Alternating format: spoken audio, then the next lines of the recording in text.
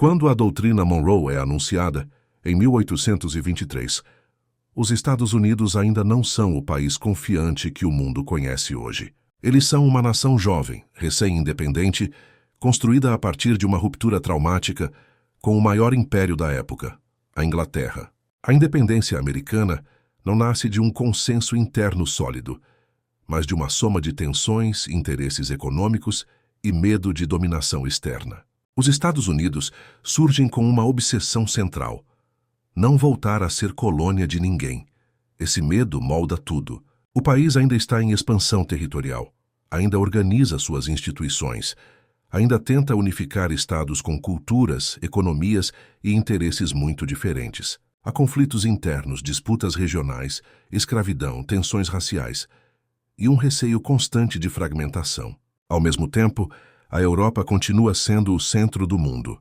Reinos antigos, exércitos profissionais, marinhas poderosas e uma longa tradição imperial observam o continente americano como um território que escapou cedo demais. É nesse cenário que a América Latina começa seus processos de independência. E para Washington, isso acende um alerta imediato. Não por solidariedade aos novos países, mas por cálculo estratégico.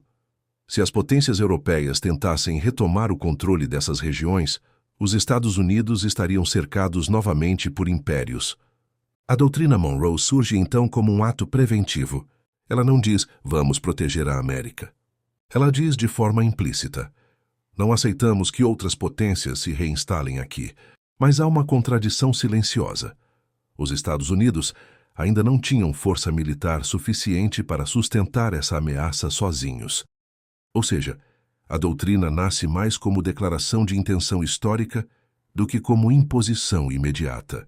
Ela é uma aposta no futuro. Ao mesmo tempo, esse gesto marca o início de uma mudança psicológica profunda. Os Hirosei-usa passam a se enxergar não apenas como uma nação independente, mas como guardião de um espaço continental. Aqui começa algo fundamental para entender tudo que vem depois. A doutrina Monroe não nasce expansionista no sentido clássico.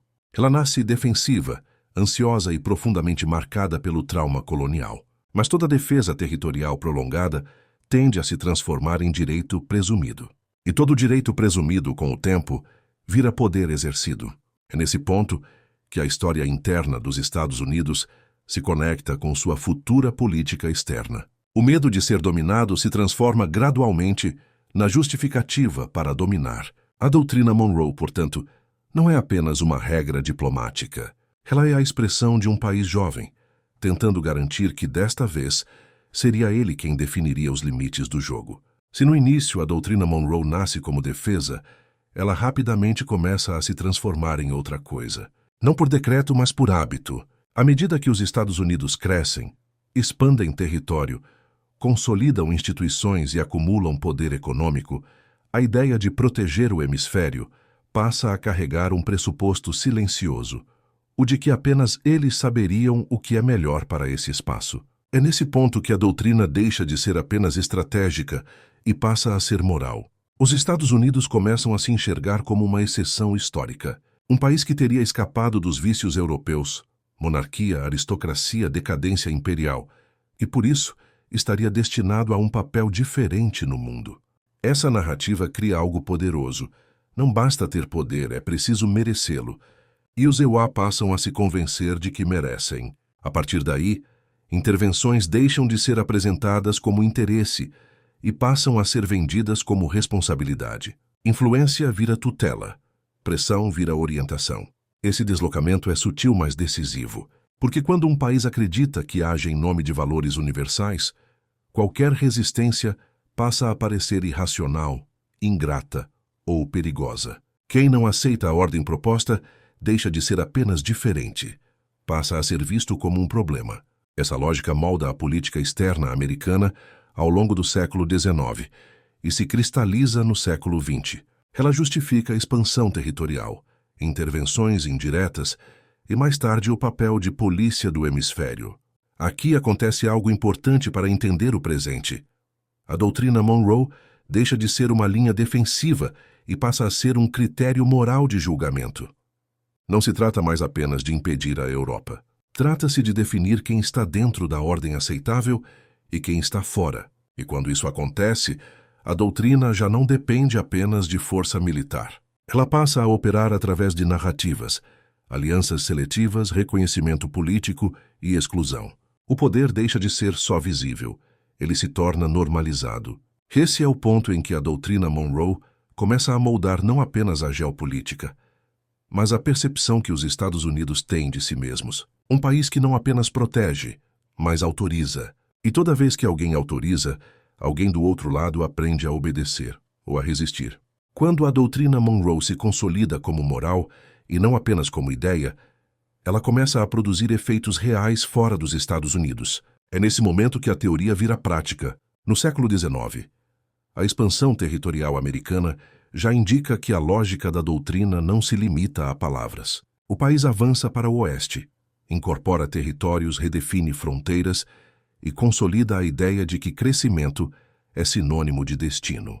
Mas o impacto mais profundo acontece ao sul. À medida que a América Latina se torna independente, os Estados Unidos passam a olhar a região não como um conjunto de países soberanos, mas como um espaço estratégico a ser organizado. Não necessariamente ocupado, mas influenciado. A lógica é simples. Governos alinhados são estabilidade. Governos autônomos demais são risco.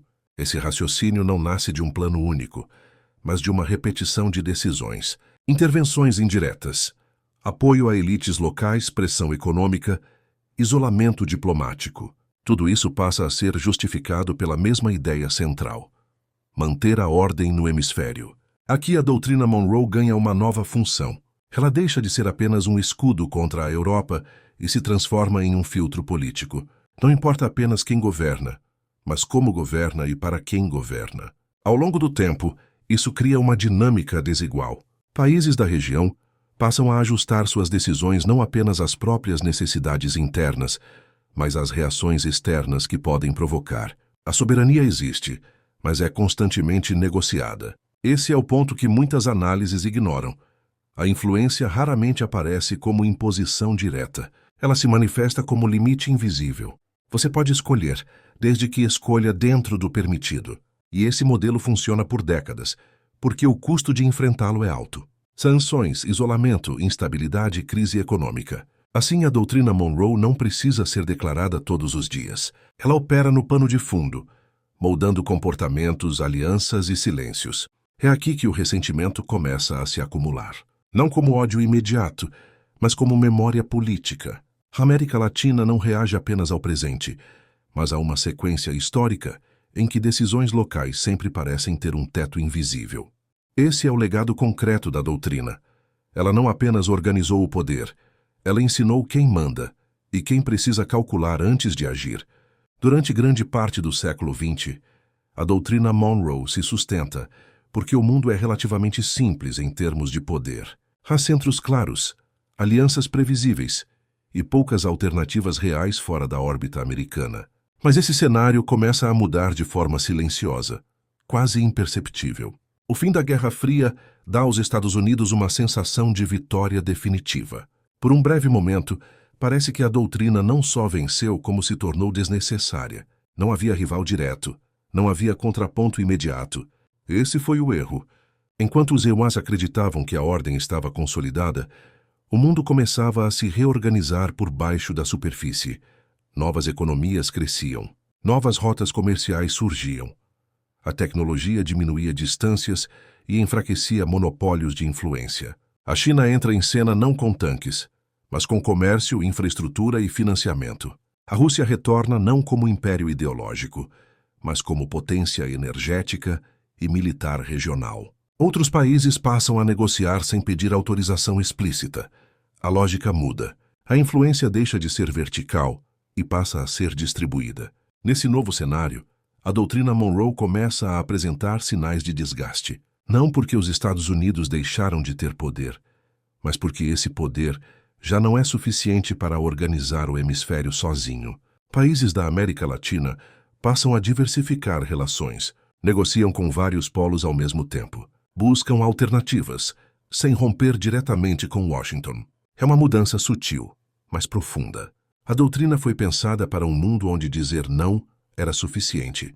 Agora, o mundo responde com talvez, vamos ver, ou simplesmente com silêncio estratégico. E silêncio nesse caso é ação. Cada nova parceria fora da órbita americana, cada acordo independente, cada decisão que foge do script tradicional, enfraquece a eficácia automática da doutrina. Ela ainda existe, mas já não organiza tudo. Esse é o momento em que o poder começa a precisar se explicar. E quando o poder precisa se justificar, ele já não opera sozinho. A doutrina Monroe entra então em uma nova fase. Não mais a de imposição silenciosa, mas a de contestação contínua. O mundo não está desafiando os Estados Unidos de forma direta. Está fazendo algo mais eficaz. Aprendendo a conviver com eles sem depender totalmente deles. Hoje, a doutrina Monroe não é mais vista como uma regra de proteção regional. Ela é interpretada fora dos Estados Unidos como um símbolo de uma era que se recusa a aceitar que acabou. Para muitos países, a doutrina soa menos como segurança e mais como pretensão de controle. Não porque os Estados Unidos tenham perdido poder, mas porque o mundo passou a enxergar esse poder de forma diferente. O que antes era chamado de liderança, hoje é frequentemente percebido como imposição. O que antes parecia ordem, hoje é lido como assimetria. Na América Latina, essa leitura vem carregada de memória. Não se trata apenas do presente, mas de um histórico de intervenções, pressões e limites invisíveis impostos ao longo de décadas. A doutrina deixou marcas que não desaparecem com discursos. Mas essa percepção não se limita ao sul global. Mesmo aliados tradicionais passaram a olhar os Estados Unidos com mais cautela. A previsibilidade diminuiu. As decisões passaram a parecer mais voláteis, mais reativas, menos estratégicas. E previsibilidade é um ativo central do poder. Quando ela se perde, parceiros começam a diversificar relações. Não por ideologia, mas por prudência. Não é rejeição direta, é autoproteção. Outro fator importante é o discurso moral. Quando os Estados Unidos falam em democracia, direitos ou soberania, muitos países já não escutam essas palavras de forma neutra. Escutam condicionantes. A moral que antes legitimava, agora desperta desconfiança. Isso não significa que o mundo rejeite os Estados Unidos como país, cultura ou sociedade. Significa que rejeita a ideia de um país com autoridade permanente para definir o caminho dos outros. A doutrina Monroe, nesse contexto, passa a ser vista como um limite simbólico, até onde vai a influência legítima e a partir de onde começa a tutela. Hoje, essa fronteira está em disputa. O mundo não quer confrontar os Estados Unidos, mas também não quer mais ser organizado por eles. E essa mudança de percepção talvez seja o sinal mais claro de que a doutrina perdeu aquilo que a sustentava por tanto tempo: a aceitação silenciosa. A doutrina Monroe atravessou 2 séculos não porque fosse perfeita, mas porque funcionou dentro do mundo que a criou. Ela nasceu do medo, se fortaleceu com o poder e se sustentou enquanto não havia alternativas reais. Ao longo desse caminho, deixou de ser apenas uma regra de defesa e se transformou em um modo de organizar o hemisfério. Um modo que misturava segurança, moral e interesse. Durante muito tempo, essa combinação foi aceita, não por consenso, mas por ausência de escolha. O que muda agora não é apenas a força dos Estados Unidos, mas o contexto em que essa força atua. O mundo já não é unipolar, as relações já não são verticais, e a obediência automática deixou de ser regra. Isso não significa o fim do poder americano. Significa o fim da ideia de tutela permanente. A doutrina Monroe continua existindo, mas já não organiza o mundo sozinha. Ela precisa ser negociada, explicada, adaptada, e isso muda completamente sua natureza. Talvez o ponto mais importante não seja perguntar se os Estados Unidos ainda têm influência, mas se essa influência ainda é percebida como legítima. Porque impérios não entram em crise apenas quando perdem capacidade material. Eles entram em crise quando o mundo deixa de aceitar suas justificativas. Se você chegou até aqui, é porque entende que geopolítica não é só disputa entre países. É disputa de narrativas, de memória e de sentido. E se esse tipo de análise te interessa, vale acompanhar o canal. Aqui a ideia não é entregar respostas prontas, mas construir mapas mentais para entender o mundo com mais clareza. A história não se repete da mesma forma, mas ela cobra, cedo ou tarde, aquilo que foi imposto sem reflexão. E talvez o verdadeiro desafio do nosso tempo não seja decidir quem manda, mas entender até onde o poder pode ir sem perder aquilo que o sustenta: a aceitação.